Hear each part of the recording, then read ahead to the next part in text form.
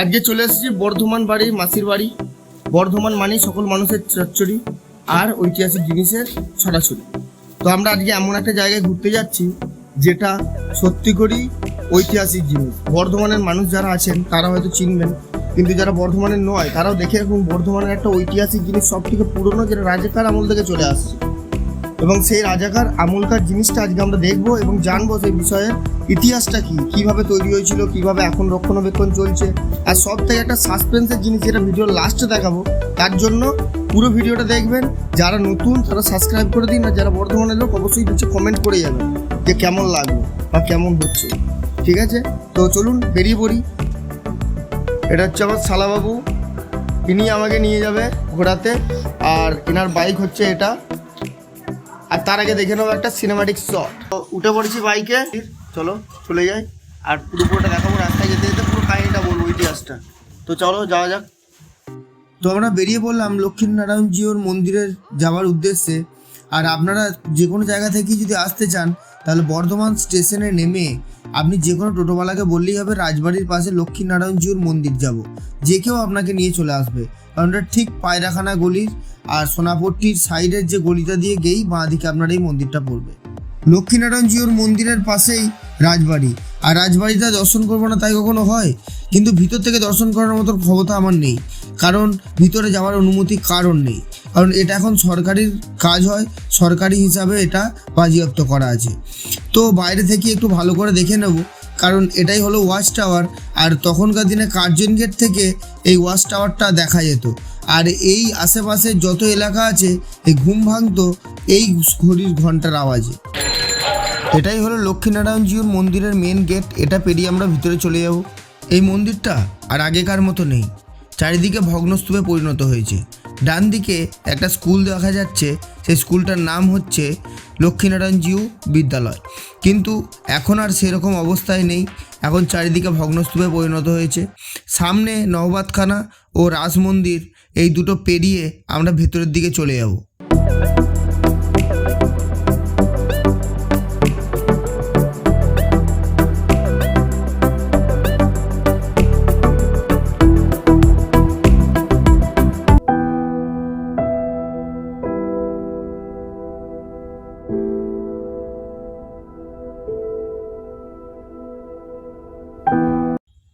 আমরা এখন চলে এসেছি লক্ষ্মীনারায়ণজির মন্দির, যেটা বর্ধমানে স্থাপিত। আর এটা অনেক পুরনো, এটা রাজাকার আমলকার। এবার এর বিষয়ে জিনিসগুলো আমরা দেখব, একে একে দর্শন করব, আর এর বিষয়ে আমরা জানবো যে এর ইতিহাসটা কী। তো এখানে যদি কাউকে পাই এই ইতিহাস সম্পর্কে জানাবো, নাহলে যেটুকু জানি সেটুকু দিয়েই আমি গাইড করব। তো চলো পুরোপুরি দেখে নিই এই মন্দিরটা। আর এক কথা, একটা ভালো সাসপেন্স আছে, একটা ভালো জিনিস দেখাবো যেটা হয়তো বর্ধমানের লোকরা জানো, কিন্তু যারা নতুন দেখছো তারা জানো না। তাই চ্যানেলটা সাবস্ক্রাইব করে দাও, ভিডিওটা পুরো দেখো, একটা লাইক করে দাও। আর যদি ফেসবুকে দেখে থাকো তাহলে ফলো করে দাও পেজটা, আর একটা শেয়ার করে দাও। চলো দেখি এই মন্দিরটা কীরকম। এই মন্দিরটার বয়স 300 থেকে 350 বছর। আর এই মন্দিরটা তৈরি করেছিলেন তিলকচাঁদ মহাতাব, কিন্তু এখন এই মন্দিরের দেখভাল পুরোটাই করেন প্রণয় চাঁদ মহাতাব, যিনি এখনকার বর্তমান আমাদের বর্ধমানের রাজা। তো এইখানের যত কিছু দেখাশোনা, যত কিছু পুজো অর্চনা, সব কিছুই খরচা বহন করেন প্রণয় চাঁদ মহাতাব। এটা মন্দিরের মেন গেট। এটা পেরিয়েই আমরা ঢুকে যাব মন্দিরের ভিতর। গেটে ঢুকতেই দর্শন হয়ে গেল বুদ্ধদেবের। এই মন্দিরটাকে দেখে খুবই খারাপ লাগছে, কারণ এই মন্দিরটা এখন যে অবস্থায় রয়েছে এই অবস্থায় থাকার কথা নয়।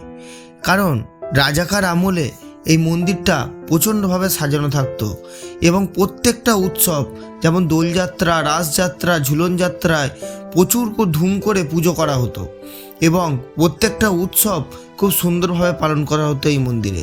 শুধু এই মন্দিরে লক্ষ্মীনারায়ণজিউ নয়, অনেক রকমের দেবতা এখানে থাকেন, যেমন গণেশজিউ, নারায়ণজিউ, রাধাজিউ, গোপালজিউ, আরও অনেক রকমের ভগবানের বিগ্রহ আমরা এই মন্দিরে দেখতে পাই। এখন যে ওপরে ভগ্নবিশিষ্ট ঘরগুলো দেখছেন, এগুলো আসলে রাজ পরিবারের মেয়েদের জন্য ছিল, কারণ যে কোনো অনুষ্ঠানেতেই তাদের এখানে আসার অনুমতি ছিল না, ওই উপর থেকেই দেখতে হতো তাদের ওই অনুষ্ঠানগুলি। লক্ষ্মীনারায়ণজিউর মন্দিরে এলাম, কিন্তু লক্ষ্মীনারায়ণজিউর সঙ্গে দেখা করব না তাই কখনো হয়? তাই সকল কক্ষতে গেলাম এবং দর্শন করলাম এবং প্রণাম করে এলাম।